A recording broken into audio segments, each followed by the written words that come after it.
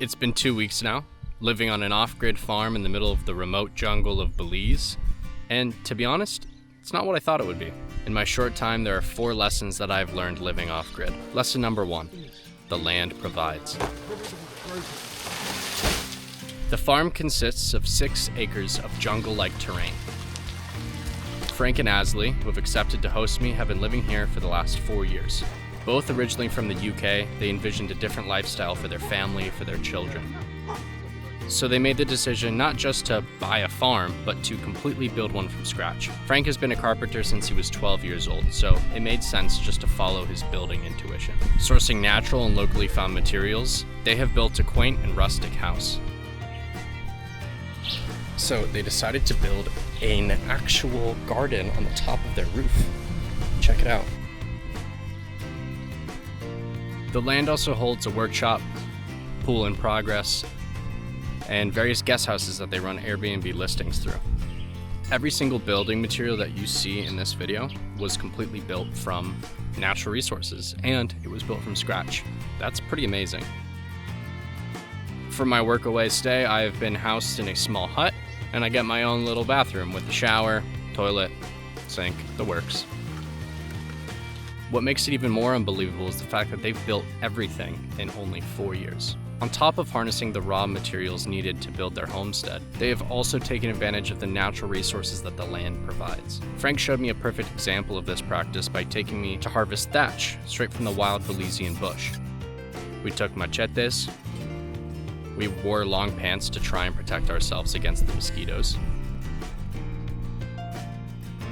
and we got busy collecting the raw material that was used for the roofing of the huts.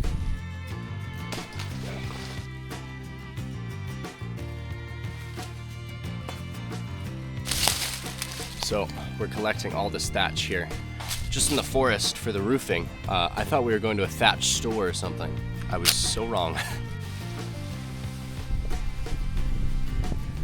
ASLI has an extensive background in wellness and cosmetology. It's hydrating, soothing, it's great for sunburn, conditioning. This has allowed the two to combine their wits, providing homemade, healthy products to people around the world. Their products are thoughtful, effective, and I've personally been blown away by the quality of the craftsmanship involved in the products themselves. And my favorite aspect of the farm is all of the different amazing produce that it provides. Passion fruit, coconut, jackfruit, hibiscus, cashew nuts, aloe vera, bananas, plantains, sweet potato, ginger, coffee, Suriname cherries, pineapple, mango, lemongrass, cacao, and wild African honey.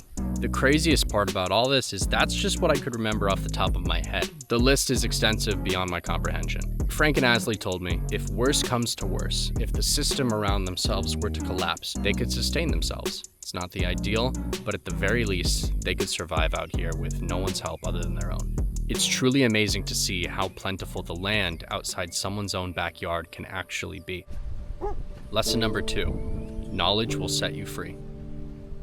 With all of these processes and practices, a key factor emerges. A learned individual is harder to control, almost impossible. Right now, there is something sinister happening throughout the West. All forms of media, legacy news outlets, social media platforms, digital entertainment, all are deceptive, misleading, and confusing the populace at large. And I argue a population that is dependent on a system for sustenance, safety, and information is no different than farm animals. From what I can tell, the majority of Americans seem to be holding a sentiment of frustration with our systems and our leaders. Yet very few claim their power and autonomy as individuals. I believe the average American has drastically changed from civilian to consumer. John McKnight said, "A consumer is one who has surrendered to others the power to provide what is essential for a full and satisfied life." Looking now at the future of the global economy and world structure, I'm absolutely terrified of what will happen to the unmotivated, uneducated, and unskilled consumer. According to Goldman Sachs, over the next 10 years, some experts on their team predict a job displacement of around 30%. Think the Great Depression. This time, it's an intentional and deliberate move from big corporations and companies. Being a knowledgeable and skilled individual, especially around tactile and human-related tasks, seems to be the only way to hedge against this exposure. If you have the ability to provide face-to-face services, especially those focusing on connection, In my opinion, you're more likely to survive. If you are like this family here in Belize, who can produce their own food, use their own assets to financially support themselves, and tap into real-life communities rather than digital ones, then you'll probably be alright. The issue, in my opinion, is that if you live in an urban jungle, where you don't know the name of your neighbor who lives across the street, where you support yourself through food delivery orders to your front door every day, then you're probably screwed for this next chapter of society. I mean, this kind of life. The system cannot control someone who is not plugged in. The misinformation has no effect on the individual who rebukes media entirely. And that whole idea begins when you accept the fact that media and information has been used to control people since the dawn of time. This lesson hit me square in the face when I asked Frank and ASLI to teach me how to make coconut oil, a process that I once thought required stainless steel instruments or heavy-duty machinery. In fact, only took resourcefulness, elbow grease, perseverance, and knowledge. Within 24 hours, I had made coconut oil, and for the rest of my life, I now carry that knowledge. I felt proud of myself because for the longest time, I knew there was something wrong about the way that I was raised. I knew there was something wrong about the lifestyle in which I was brought up in. You see, I believe it is the human experience to harness the land around you, eat the fruits of your labor. By facing my fear, leaving home and coming to an absolute foreign land, I was able to realize that hunch in its entirety.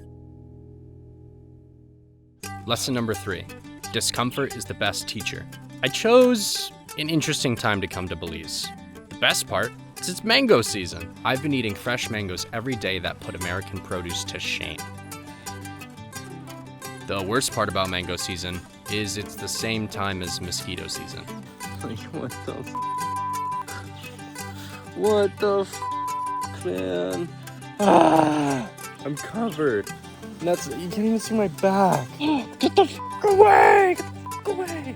Since the day I got here, I've probably been bitten anywhere between 500 to 1,000 times by mosquitoes. I'm not exaggerating. Honestly, I've lived close to the beach my whole life, and the bug situation is not anything I've had to deal with. Here, they have scorpions, all kinds of nasty spiders,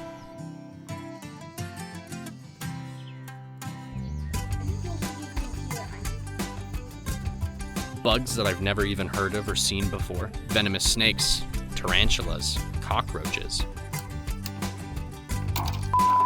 dung beetles. That part's kind of cool. But on top of all the bugs, the weather here is between 80 and 90 degrees. Even at night while I sleep, I'm sweating bullets. And to be honest, I've been severely uncomfortable compared to what I am used to. My uncomfortability only went so far. At some point, there came a tipping point, and I had to make a decision. I could break. I could say screw this place and screw my commitment to staying here. I could try and find another work exchange last minute or settle for a hotel where there's not all these bugs and critters everywhere. Or I could choose acceptance. Rather than trying to change my current situation like I always have done in the past, I could sit with my discomfort and rather be ruled by the fear. I can transcend it. I can absorb the adversity and become a more experienced person. One who can sleep in mosquito-infested jungles, who can endure the smell of their own body, who can push through when times get rough. And that's just what I did. And I'm better for it, and I'm proud of myself. Even as crazy as it might sound to be overwhelmed by bugs, but that's just what happened. Lesson number 4, solo travel is lonely. It's been about 5 weeks on the road, and I've met honestly amazing people, but the result is always the same. I get to know them, open up to them. 3, 4, 5, 6. No! Make real connections and bonds, and then I leave. It almost makes me want to close myself off to new connections and new people because part of me is thinking, what's the point if I'm gonna leave anyway? But when I really think about it, none of us are staying here anyway. I'm gonna die someday and so are you. So is that really any excuse to not die then? Hey. What's the point of living if you're not gonna milk it for everything it's got? If you're not gonna live every experience that you could possibly live, try everything that you could possibly try. I lived in fear for such a long time that it got in the way of me accepting life on life's terms, enjoying the water, because, hey, the water's fine. So with my time here coming to an end, I'm feeling invigorated I'm feeling curious. I want to learn more about personal farming practices, sustainable autonomy, and ways to become more valuable to others, not only for my sake, but for the sake of connection itself, because through connection comes magic.